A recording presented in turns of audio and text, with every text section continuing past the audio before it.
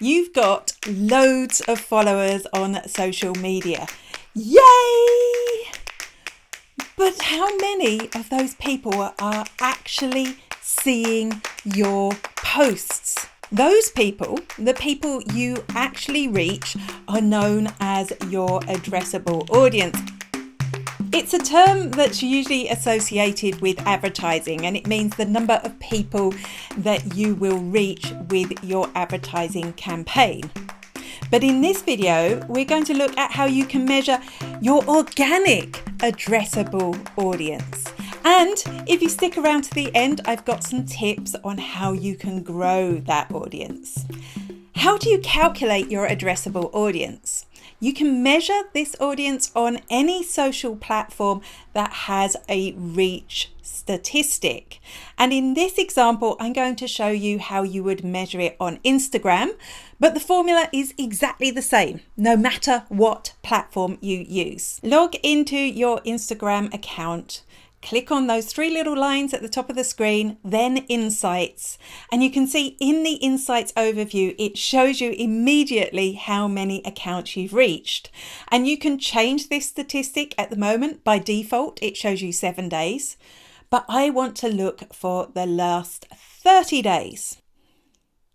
As you can see, my Instagram stats are low. This is not a platform I use very often. So rather than just giving you an example from my statistics, I asked a friend to share hers. This friend's business has 8,203 followers, and in the last 30 days, they have reached 28,899 people. That is their addressable audience. And in their case, it's over 3 times the size of their followers. So they're doing a great job. Whereas I have a paltry 1,319 followers on Instagram. And in the last 30 days, I've reached 266 people. My addressable audience is 266, which is a fraction of my followers. Okay, so that is your addressable audience. That's a really easy statistic for you to find. But something else that is worth measuring is your average addressable audience per post. Let's go back to my friend. She's posted a total of 30 posts to the feed in the last 30 days. And 225 stories. So if we add that together, we have 255.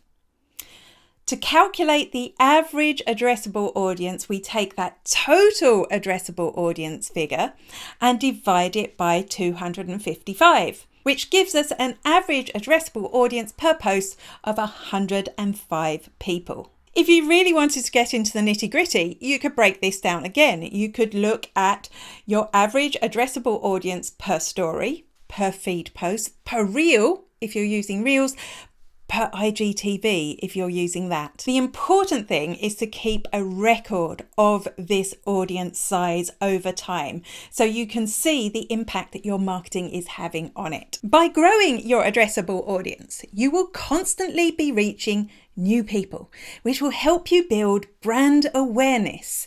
You'll also grow your regular followers, and it will also lead to sales. But how do you grow this? Number one is to advertise, and this is probably the best way to grow your target market within your addressable audience, because of course you can refine your advertising to target just the right people. Number two is to create shareable content, which is the best way to grow your audience for free, but it's also the most resource intensive, the most time consuming, and possibly the hardest. It's hard to know what a shareable post is, but you could look at creating some content that is really useful or helpful to your target market. Pair that with some really good imagery or some really good videos, and that gives it the shareability factor. And number 3 is to have an engagement strategy. Proactively go out on your social media channels and strike up conversations with people. Join conversations with people, because the more people you talk to, the more people who engage with you, the more people see your content. And finally, don't forget to keep that regular measure of your addressable audience so that you can see if what you're doing is paying off. Although your addressable audience is a better way of measuring your audience than just your follower account, it's not foolproof. You could still be reaching exactly the wrong people with your content.